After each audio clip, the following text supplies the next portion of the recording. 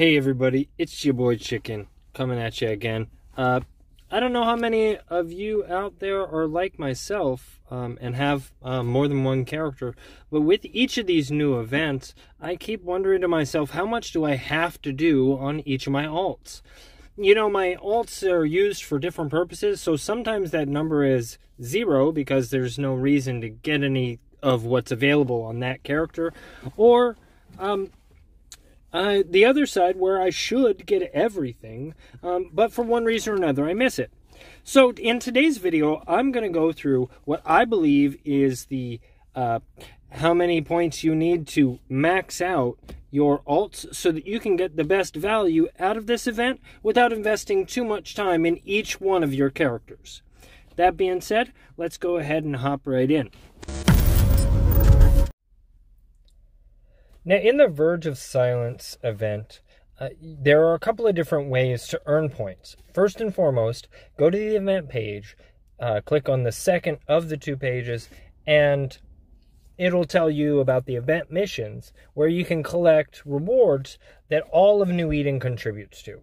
Currently, there's 3,000 points available to be collected. In the near future, the extra 1,500 will be available. And that'll give you a total of 4,500 points for doing absolutely nothing. Now, there's a gap between those 4,500 points and the when you can buy out the store with all the limited stuff that's worth getting. Now, I've kind of put together a short list of what's worth getting, in my opinion, on each and every one of your characters. You can omit certain parts of this if you don't feel that it's appropriate for what you're doing. But that being... I say that being said a lot. But that being said, so for the 100k skill points, it's a total of 4,000 tokens. For the 2,500 IP points, which is close to $1 billion worth of IP from what other people have said. I haven't double-checked the math or anything like that.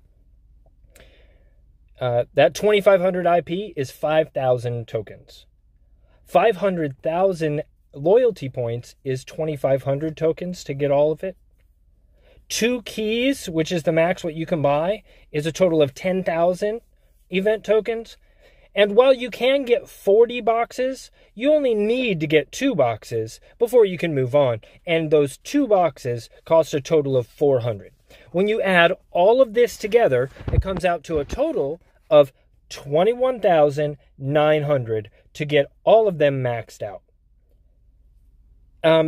It seems like a daunting number, but if you... I noticed that in the PvP portion, the cycle time is about 20 seconds, and you get 20 points for each cycle, so it's about a point a second. I did the math on that, and it works out to be somewhere between 4 hours and 50 minutes was, I think, the quickest you could do it. But, between 5 and 6 hours of in-event time over the course of this month, and you can definitely, or these 3 weeks, you could definitely get that capped out without a problem. And you could switch over to your next alt. There's lots of different descripting ways. Geekaforte put out a pretty good video. The couple things I do want to mention on the point factors, just real quick before we move on, is that, oops, pushed the wrong button, is that if you wanted to get one of the stealth frigate cores, and what I mean by that is the Imicus covert ops ship line, the ones that can go out and explore, as well as their lower counterparts, and the, all 4 of those ships, as well as all 4 of the bombers, like the Hound, for example. You can get those cores for an additional 12,000 of these event tokens if you want that. But I would consider that to be specifically if you're interested. And then also the same thing for the Retriever core. That's going to be an additional 15,000 points. And again, those 2 numbers that I mentioned are beyond the 21,900 points that you need in order to fully max out this event. And now, my opinion of the event itself. My opinion is that it's good. I realize that a lot of people are like, it's not enough content. They don't put out enough content for us. This entire game is about creating our own content. So any of the stuff that they put out, I always look at as supplemental, as icing on the cake of the game. What the game is all the stuff that we go out and create. And if the developers were to overburden us with different quests and really involved stuff that took hours and hours of time, yeah, it would be really cool for some of the PvE folks. I enjoy some of that stuff personally. But you're really cutting out, you're really forcing everyone to do this one type of thing and taking away from what I feel draws a lot of people to this type of game, which is the fact that we are creating our own content. So that's on that part of it. On the other part of it, I think that the way the PvP event is run, where you have capitals and subcaps all mixed together, is a good thing. The reason that I think it's a good thing is for a couple of reasons. First of which is that it gets people who own capitals out there participating in PvP to see how that experience is like without having the risk of losing hundreds of real-life dollars worth of stuff. Separately, on the other side, the people who are afraid to fight capitals, that's going to give them an opportunity to see where the weakness is, where the oomph points are, like how can I take this Dramiel and do something against this Thanatos? Let's see. And then, you know, different stuff like that. It gives everyone the experience of actually participating in capital combat. Is it perfect? No, nothing ever is.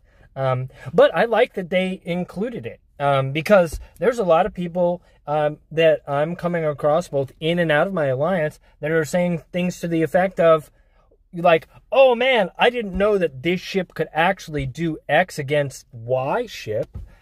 And to me, that is a good thing. It's basically the capital DIR so that everybody can get used to using their expensive stuff in a more frivolous manner. And what I mean by that is that you're allowed to make big mistakes and there's no consequences. And this is for both the people attacking the capitals as well as the people flying the capitals. Thank you very much for taking the time to stop by. I hope that this information helps some people. I know that I've had a few courtmates asking me how far do I need to push? Have I pushed far enough? Should I do it on different characters? I think that you should. Whether or not you use any of the things that I mentioned on your specific character, why not just have it in bank and reserve, you know?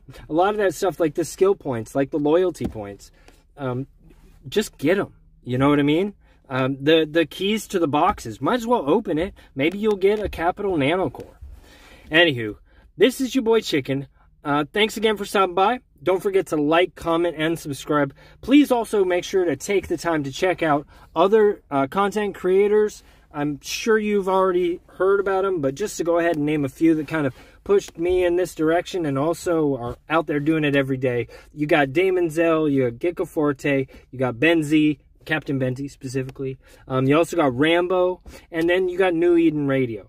And last but not least, if you want to talk to me on other social medias, I don't really use much besides Discord, you can always find me on Reddit at echoes_eve.